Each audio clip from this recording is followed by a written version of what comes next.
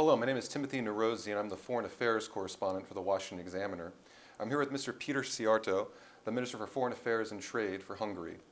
Mr. Szijjártó, you just arrived earlier this morning, and you have already met with our Secretary of State, Rubio. I was wondering if you could just give us a little information about how that meeting went and your feeling coming out of it.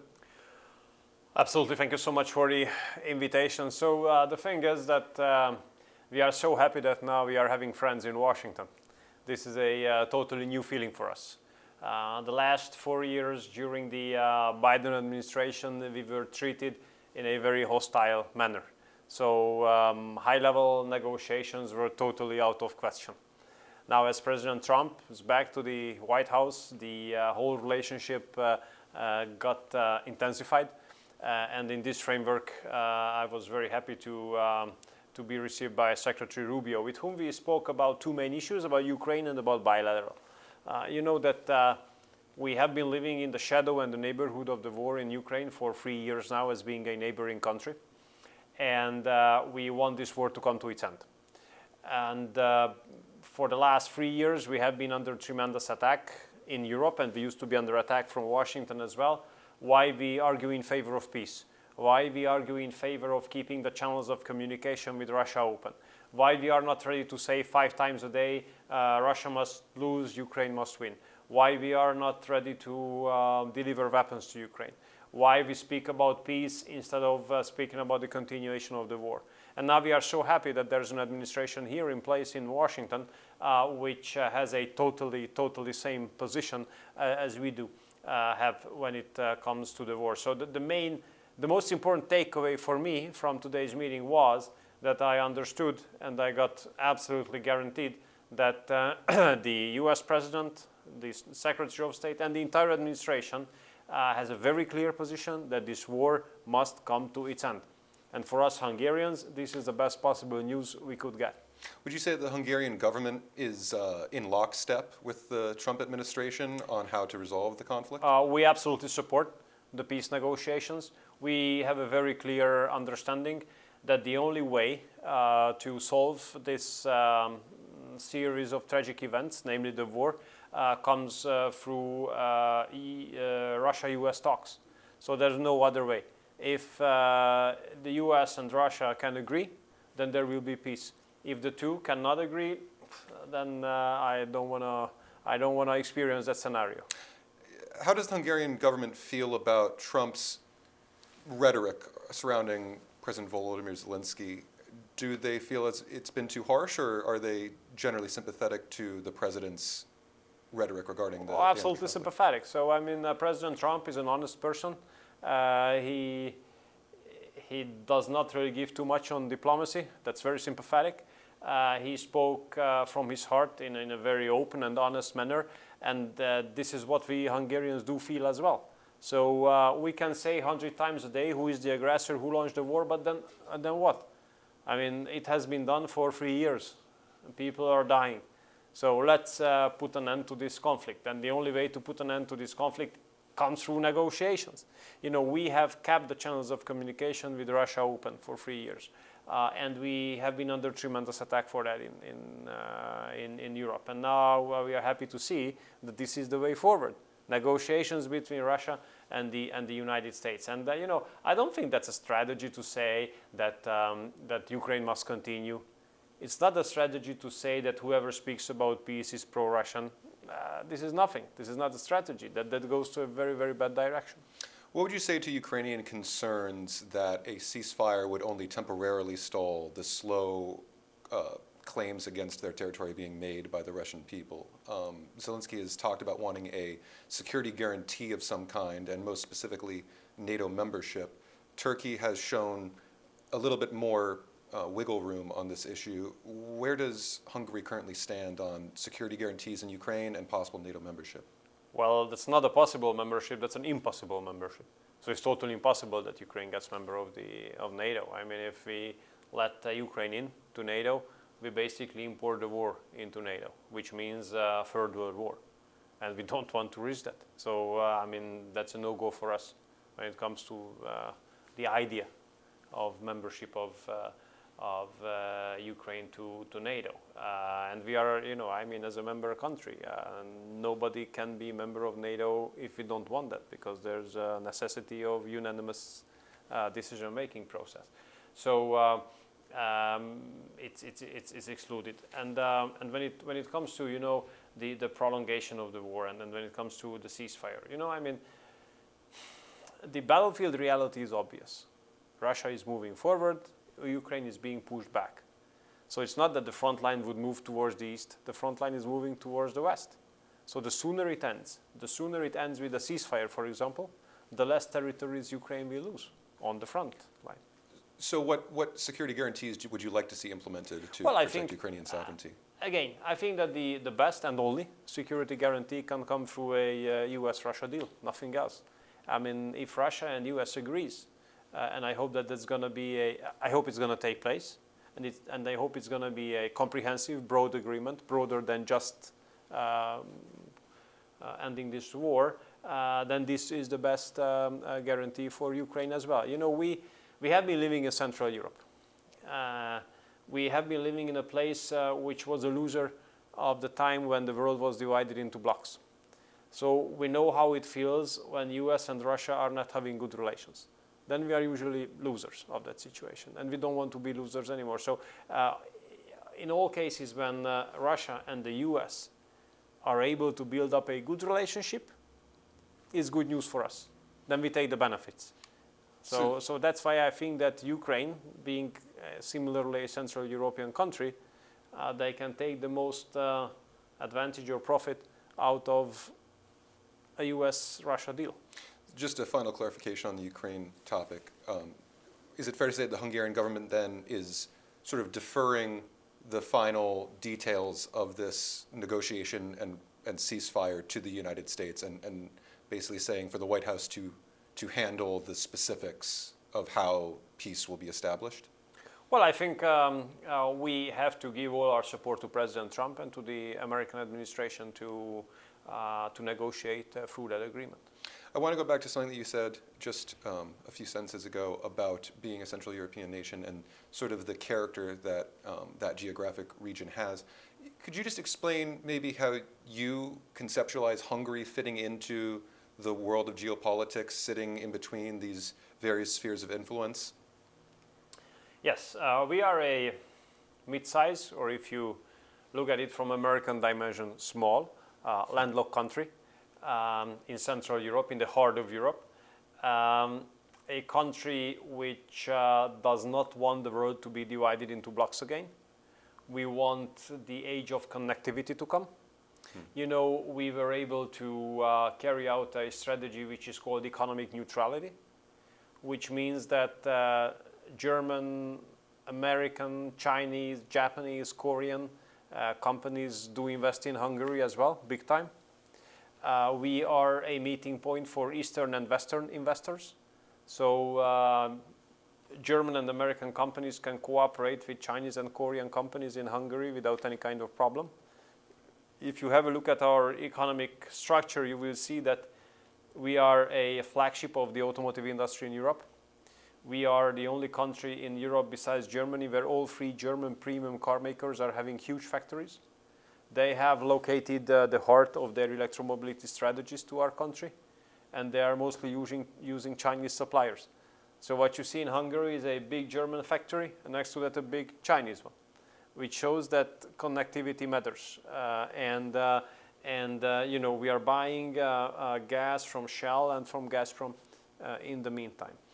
We are building a new nuclear power plant with the Russian main contractor, applying American, French, German, Swiss subcontractors. So we think that as a small and landlocked country, our interest is that the most possible investments are attracted to the country. And on top of that, we carry out a very patriotic kind of political strategy because we want to preserve our national identity. We want to preserve our national specificities. We are not ready to be melted in a European pot, let's put it this way. We are absolutely against a European superstate to be built up. We want to preserve our identity, our culture, our religion. We want to stick to our history. And this requires some fight nowadays in Europe, where Brussels would like to build up a superstate. I'd like to explore a little bit more what you just said about not wanting to sort of fall into a melting pot of a European superstate. How does Hungary then see itself in relation to the rest of Europe, and what are the mutual obligations that these various states have, and what obligations do you think are being overemphasized or underemphasized, and what, as sort of a de facto geographic faction, how is Hungary's destiny tied to the destiny of Europe? Look, we are interested in European Union to be strong, but strong European Union needs strong countries, strong member states.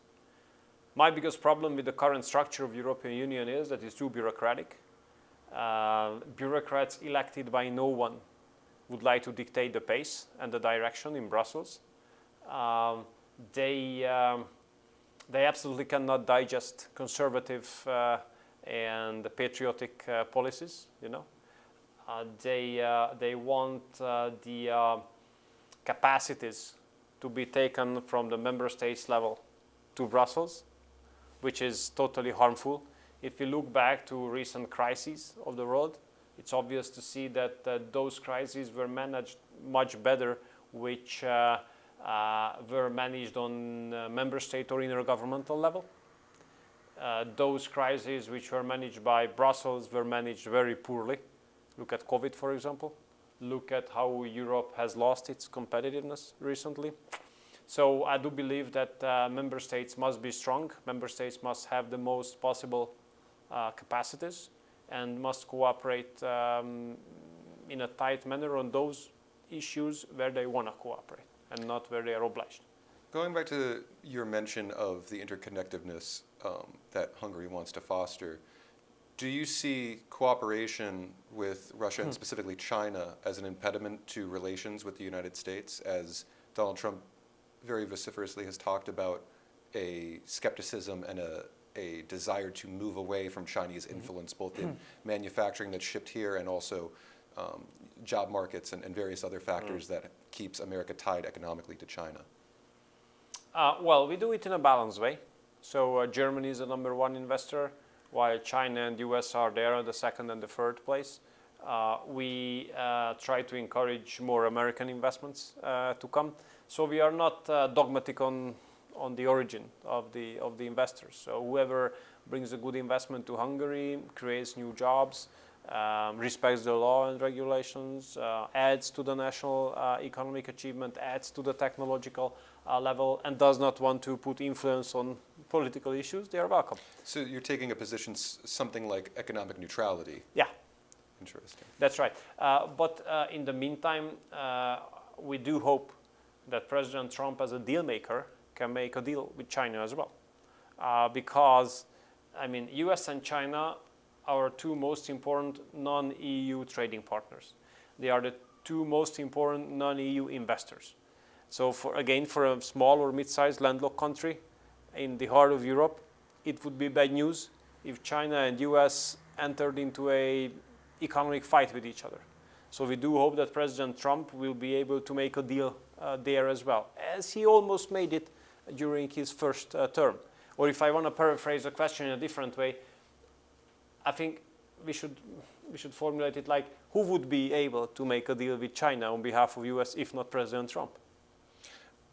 That's interesting what you've just said about the possibility of a trade war having rather severe ramifications for Hungary with its ties to both nations. I just wonder, does Hungary take sort of cautionary measures to ensure that if there were to be a trade war between the United States and China or any other country or faction that is also invested in Hungary, are you prepared for the sort of diplomatic, I don't want to say chaos, but the sort of diplomatic uncomfortableness that could come? Well, you have to be prepared for everything, even for the worst case scenario. But where we do have influence is rather the US-EU relations. And there, my position is crystal clear. The European Commission has screwed it up. And I tell you why. The European politicians are having a fear now. They're not brave enough. Why? Because they entered into a competition in the recent years, competition which was about who can say more nasty words on President Trump. Who can bash President Trump more? That was a very nasty competition. But they were very active in that competition. And they all know that it's not only them who remember that, but President Trump does remember as well. So now they are hiding in their trenches, and they're not, brave enough to come out and make proposals, because I think that a trade collision or war or whatever between EU and the US could maybe prevented if the European Commission had been able, or even was able, to make proposals. We have helped them. We told them the following: look, automotive industry is the backbone of our trade relationship between US and European Union. There's a totally unbalanced situation. There's a 10% import tariff applied by European Union in case of importing cars from the US, 10%. But there's only a 2.5% import tariff applied by United States when it comes to automotive imports from the European Union. So it's unbalanced. So why we do not balance that? Why we do not decrease the import tariffs of US automotive products being imported to European Union similarly to 2.5%? That would be such a decision which could make a balance on the most important part of our trade and might serve as a gesture which could bring the US team around the negotiating table looking for some constructive solution. But the European Commission didn't do that. Why? Because they are unable. They are bureaucrats in Ivory Tower of Brussels. And on top of that, they're not brave enough to talk to President Trump because they remember what they said on him, and President Trump remembers what they said on him as well. Amid all these negotiations and considerations, is there any scheduling or prospects for a visit to the White House from Hungary? Well, we do hope. When last time President Trump and Prime Minister Orban were on the phone together, which was on Sunday, during farewell, President Trump said, "See you soon." So I guess there should be a meeting at some point of a time. Now we have some important issues on the bilateral agenda, which we have to negotiate through. I've been doing that with Secretary Rubio, with Secretary Bessent of the Treasury, and Mike Waltz, the National Security Advisor. I hope that we will be able to complete those negotiations about very important bilateral issues, which would make it possible for the two leaders to meet and to acknowledge that basically the job in order to enter into a new golden era in the bilateral relationship is on the right way. Do you have any insights on what words were exchanged on the Sunday phone call? Oh yeah, absolutely. They mostly spoke about how to make peace.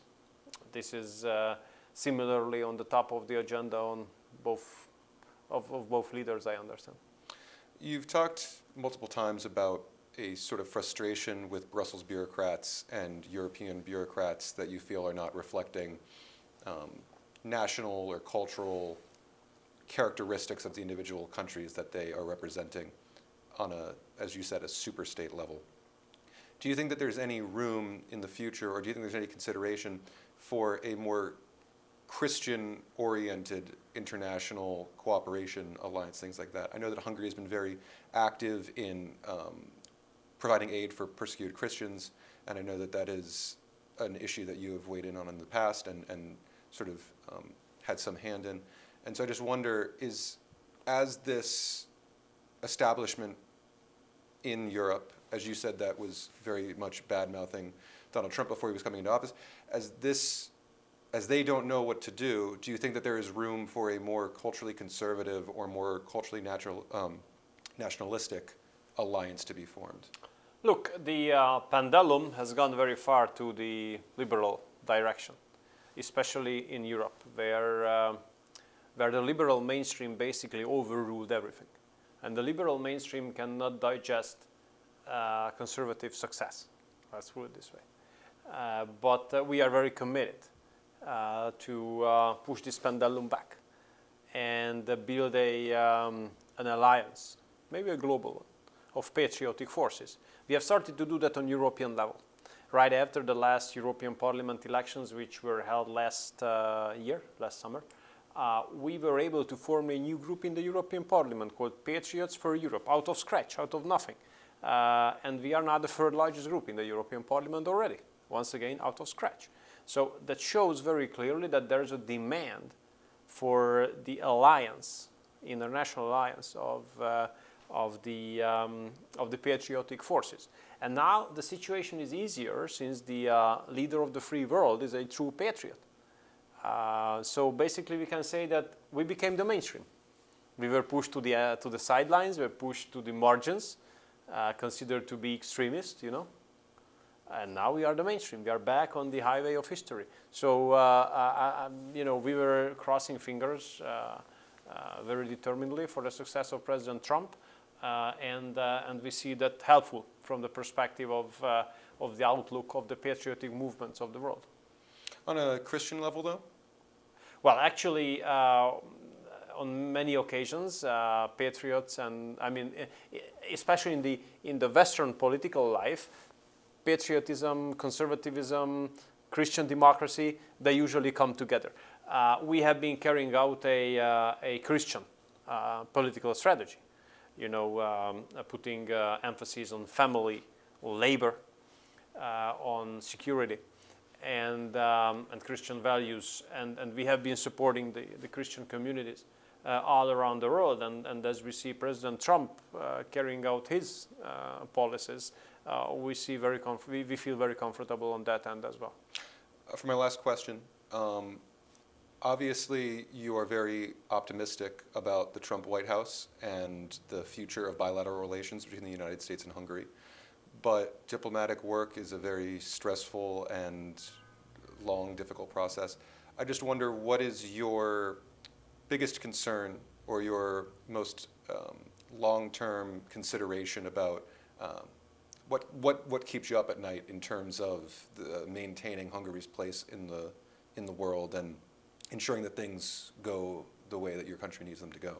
Well, actually, the most significant concern of ours is the war in the neighborhood. That keeps us, you know, up at night, because the war has brought so many bad things, so many challenges. You know, all the refugees, 1.4 million by a country of less than 10 million inhabitants.